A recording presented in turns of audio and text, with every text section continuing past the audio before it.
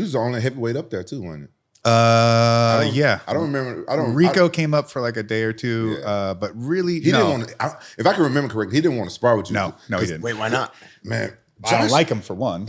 You never liked Rico? Well, no, it was him and Tito like dogged me after Rico won the title, and they talked a bunch of shit on me on the pay-per-view. What'd they say? Oh, they were just like, oh, we did it clean. We did this. We did that. Tito Ortiz? Like, yeah. I'm like, oh, I thought we were buds, but you saw a moment that you could step over somebody else and try to elevate yourself by bringing me down. It's like, that's cool. Nice to know. Well, I didn't know all this. Tito and who else tried to dog you? That was Tito and Rico. Oh, Rico did it too. Yeah, I don't. Yeah, Rico was in on it. Yeah, I'm just like, wow, you guys funny. Hypocrites. Is that why you kicked Tito's ass up there in Big Bear? Well, that and because, if I'm going to get in the ring with you, you're going to get your ass whooped. I saw him because we always sparring. We was always training, and this is my first time seeing Tito spar him. So I'm sitting there watching with popcorn.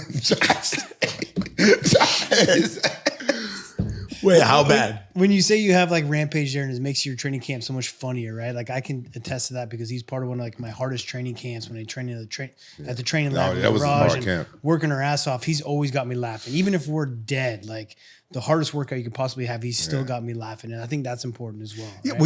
we knew that we had to work hard and we were going to push it and we were going to spar our asses off, but there was a lot of positive reinforcement and everything. It's like, okay, Rampage, this thing you did here, you got me here. We need to keep doing this, and this is why it worked, and this is why it'll work again if you use it like this and use it like so. It was all about we're not sitting back keeping score to think about how we can get over on the other guy. We're going to compete to our utmost every single time, but we're all trying to build each other up and realizing that this is hard as fuck. We already accept that. Yeah.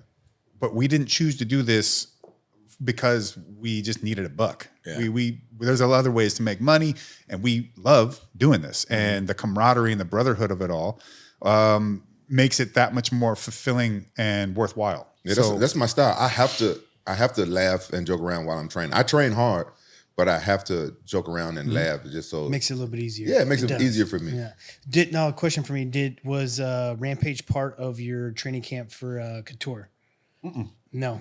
I was still living up in Washington. Oh, okay. That's a fight that obviously I always my old student Reese Andy was. Okay. In Wyoming. Cool. Yeah. That was an amazing fight. Yeah, how old were you when you beat Couture? 24.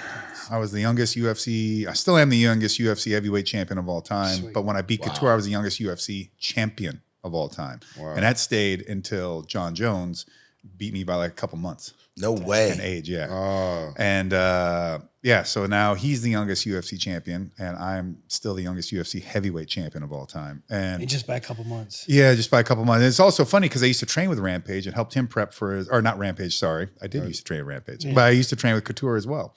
Because he'd come up and train under Maurice Smith, who was a training partner and coach of mine. And then we'd all train together. The Team Quest guys, Lin, Evan Tanner, rest in peace, Nate Quarry, they'd all come up and we'd all train together. In Washington? In Washington, yeah. And with Couture, it was prepping him against Peter Hizzo.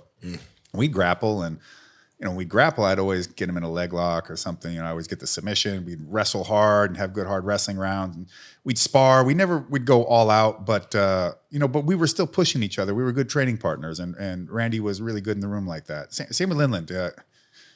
But in the fight, I'm just thinking, all right, he's totally not going to try and take this fight to the ground. He's going to try and keep it standing. He's been working a lot of stand-up. He fought Peter Hizzo on the feet mostly. He fought Vitor. I'm expecting a brawl, a battle of striking. Motherfucker shot a double under every right hand I threw, and I'm like, wow, okay, we'll do this that way, I guess then. Yeah, and in the end, I got him to bail, running from a leg lock, got on top, soccer kick to the body, and took him out. But it's just like, I just was so, every single time I had no concept that he would ever try and take me. Like, he's not going to do it. That's probably why he did it. He was really methodical like that. Maybe. I don't know. Soccer kick to the stomach. I love that. That's got to feel. And I told Big John, I go, I would love to soccer kick someone in the stomach. I go, Big John, because they had been made, soccer kicks to the head at that point were illegal. Yeah. And so I just go, look, man, I'm going to throw a soccer kick in this fight if I get the chance, but I'm telling you it's at a legal target. Okay, you better I go, yep. I know what I'm doing.